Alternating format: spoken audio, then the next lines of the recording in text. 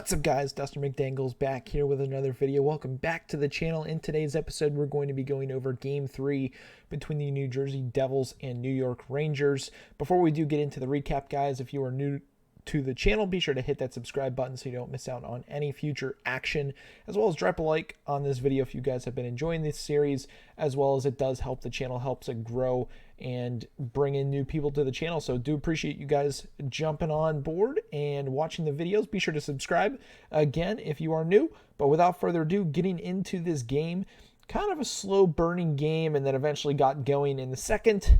Kind of a tilt back and forth, kind of feeling each other out, nobody wanting to make any mistakes, although there were a ton of giveaways in this game. Looking at team stats, Rangers 36 to 28 shots. Face-off percentage 60 to 40 in favor of the Rangers. Pretty crazy there. 0 for 5 on the power play, which I think is a big factor in this one as to why the Devils were able to win, keeping that very, very scary power play off the board. Devils did go 1 for 3 on the day with the Jack Hughes goal, and then hits 31-23, a little light on the hitting side of things for these two rivals. Block shots 19-17 in favor of the Rangers, and then giveaways 19-15 in favor of the Devils, only having 15 giveaways. A lot of giveaways in this one, but Dougie Hamilton, your hero in overtime with a pretty cool celebration, just kind of like did nothing. It was really funny to watch at MSG. As the Devils are now only down 2-1 in this series. They really needed that one because, again, 3-0 hole, the odds of coming back are very slim, and they got it done. Again, nothing too crazy on the stat board. Hischier getting involved today. Jesper Bratt with 2 assists, very good for him. Jack Hughes getting his second of the playoffs. Timo Meier a little quiet. He did have 5 hits, 2 shots on goal, but I think they'll need a little bit more from him if they want to try to get back into this series. Again, Hischier was also a +1. Andre Palat, usually a playoff performer for Tampa. I know he's missed a lot of the season, so maybe he just isn't in his normal form of things.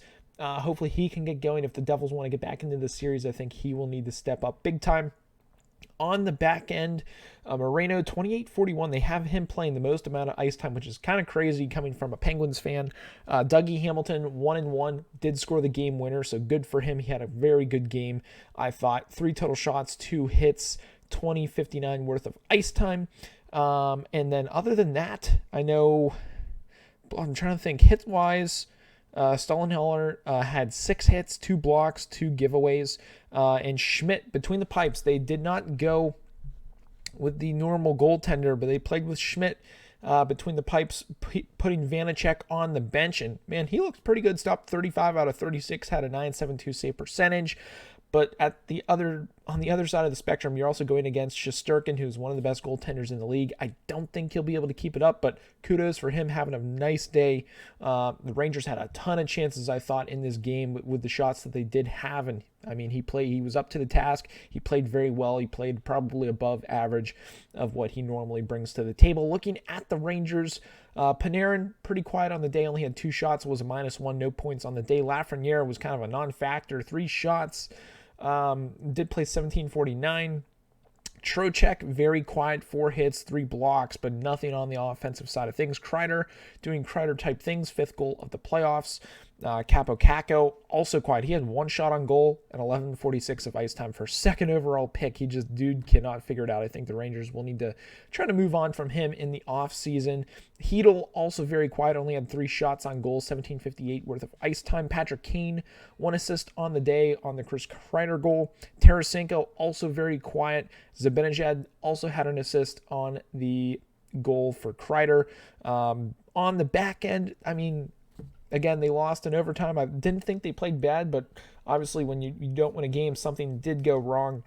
I think a lot of giveaways, not very structured in the D zone in this game. I don't know if it was the nerves playing on home ice or whatever it was, but it was a little bit slower of a game back and forth at some points. But Fox, 3 shots on goal, 2 hits, 3 blocks. 28:03 of ice time, actually had about 6 minutes worth of power play ice time as well. No points whatsoever, so that's huge for the Devils, keeping him off the board. And then Keandre Miller, 2 shots on goal, 2 hits, 2 blocks, no offensive output, 24 minutes of ice time. And then Trouba, 26 minutes of ice time, 7 hits, 2 shots on goal. They're keeping their top defenseman off the board, and up front they also did, the Devils, when I say them, the Devils did a very good job keeping the Ranger firepower kind of quiet in this game. Shesterkin, I thought he played very well, 26 out of 28 stopped for a 929 save percentage. Again, you don't take him out of the net. He's playing very well. It was a one-off game where the Devils, I think, kind of stole that one in overtime. It was kind of a slow burn in OT that they eventually got with a Dougie Hamilton shot, which was an absolute snipe, very sick shot. That, I mean, obviously one of the best goaltenders in the world couldn't stop. So kudos to Dougie Hamilton sending the Devils to victory in this one.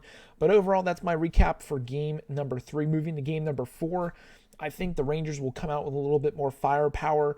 I think the Devils won't be anticipating it. I think they might be anticipating it, but I don't think they'll be ready for it. Rangers, I think they'll come out big, win 5-1, 5-2, potentially with an empty netter.